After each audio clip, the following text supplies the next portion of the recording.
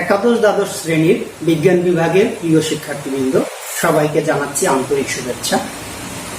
আমি সুদেব কুমার ব্যাপারী, প্রভাষক রসায়ন। গত ক্লাসে আমরা আলোচনা করেছিলাম স্বাস্থ্য ও পরিবেশের উপর রাসায়নিক দ্রব্যের ক্ষতিকর প্রভাব। আশা করি তোমরা সেটা ভালোভাবেই আয়ত্ত করেছ। আমরা আজকে আলোচনা করব ল্যাবরেটরিতে রাসায়নিক দ্রব্যের পরিমিত ব্যবহার এবং সেমি মাইক্রো এবং মাইক্রো অ্যানালাইটিক্যাল পদ্ধতি এবং তার মধ্যে পার্থক্য। প্রথমে আমরা ল্যাবরেটরিতে কেন রাসায়নিক দ্রব্যের পরিমিত ব্যবহার করব সেটা আগের ক্লাসেই বুঝতে পারছো। যদি আমরা ল্যাবরেটরিতে প্রয়োজনের তুলনায় অতিরিক্ত রাসায়নিক দ্রব্য ব্যবহার করি, তাহলে আমাদের অতিরিক্ত বর্জ্য পদার্থ তৈরি হবে, আর এই বর্জ্য পদার্থ পরিবেশ এবং স্বাস্থ্যের জন্য হুমকিস্বরূপ। তাই ল্যাবরেটরিতে কখনোই অতিরিক্ত রাসায়নিক দ্রব্য ব্যবহার করা উচিত নয়। রাসায়নিক দ্রব্য বর্জ্য হ্রাস যাতে পায় এবং পরিবেশ যাতে দূষণ কম হয় পরিবেশে, তার জন্য আমাদের রাসায়নিক দ্রব্যের পরিমিত ব্যবহার এবং তার কৌশল শিখতে হবে।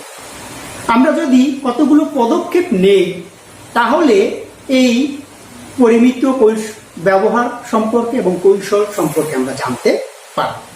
কিভাবে হতে পারে? ল্যাবরেটরিতে ম্যাক্রো, সেমি মাইক্রো এবং মাইক্রো স্কেল ব্যবহার করা হয়। ম্যাক্রো স্কেল সবচেয়ে বেশি এবং মাইক্রো স্কেল সবচেয়ে কম রাসায়নিক দ্রব্য ব্যবহার করে। ম্যাক্রো স্কেল হতে মাইক্রো স্কেল 100 থেকে 200 গুণ কম রাসায়নিক দ্রব্য ব্যবহার করে পরীক্ষা নিরীক্ষা করা যায়।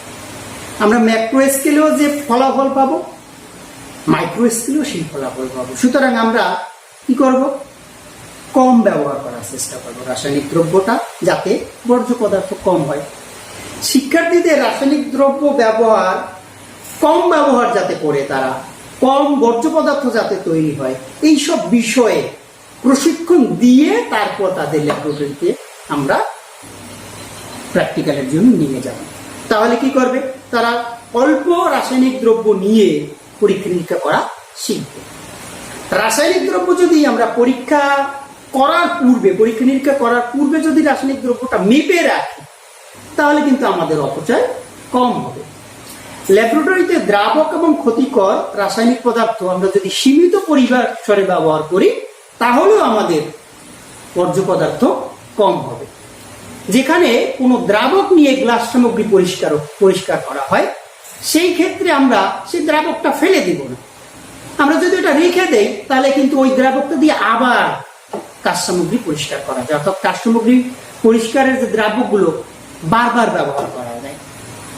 সর্বোপরি আমরা বলতে পারি কি, আমাদের যদি পরিবেশের প্রতি এবং জীবের প্রতি ভালোবাসা থাকে, তাহলে রাসায়নিক দ্রব্যের দূষণ হতে এদেরকে রক্ষা করার জন্য অবশ্যই আমাদের রাসায়নিক দ্রব্য পরিমিত পরিমাণে ল্যাবরেটরিতে ব্যবহার করতে হবে।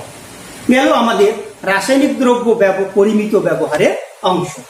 এবারে আমরা দেখতে চাচ্ছি যে সেমি মাইক্রো এবং মাইক্রো অ্যানালিটিক্যাল পদ্ধতি এবং তার পার্থক্য।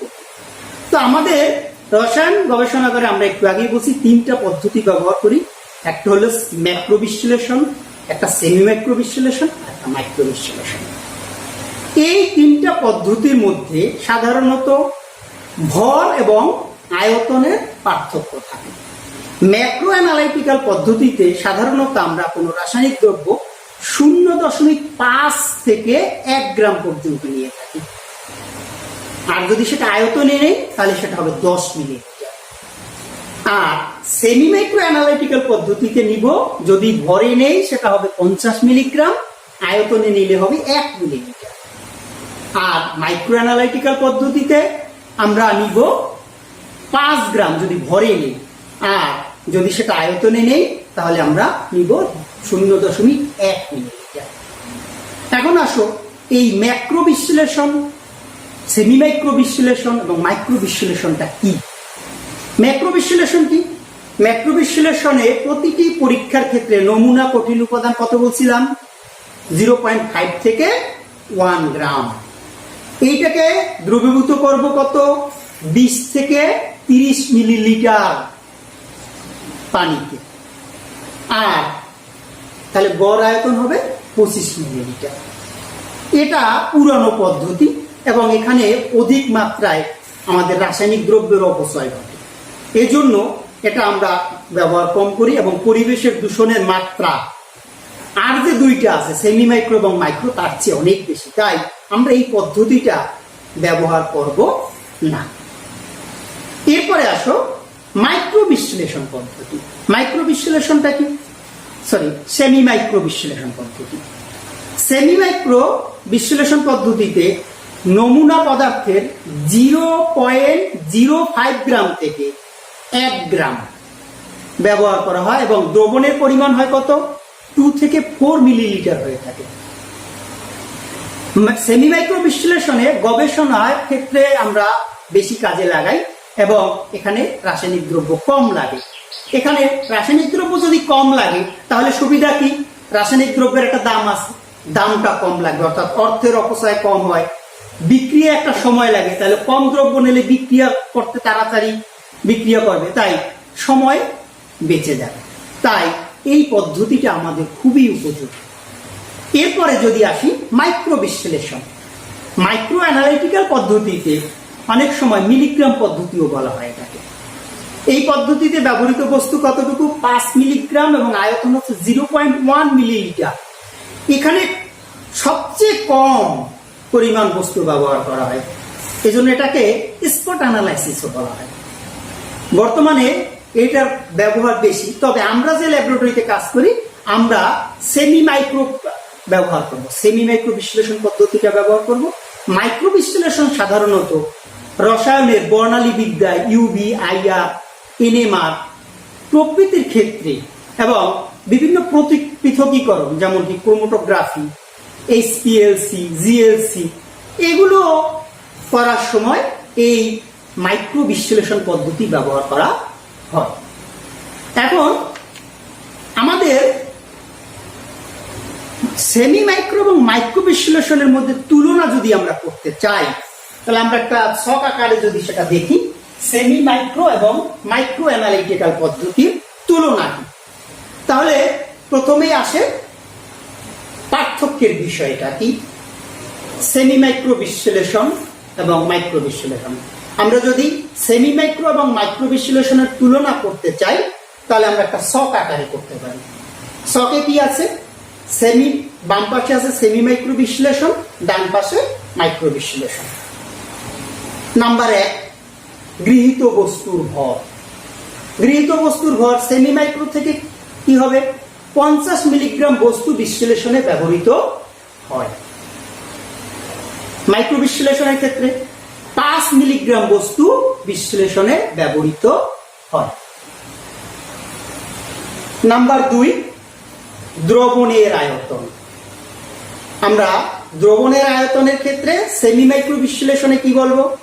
1 মিলিলিটার দ্রবণ বিশ্লেষণে ব্যবহৃত হয়, আর মাইক্রো বিশ্লেষণে 0.1 মিলিলিটার দ্রবণ বিশ্লেষণে ব্যবহৃত হয়।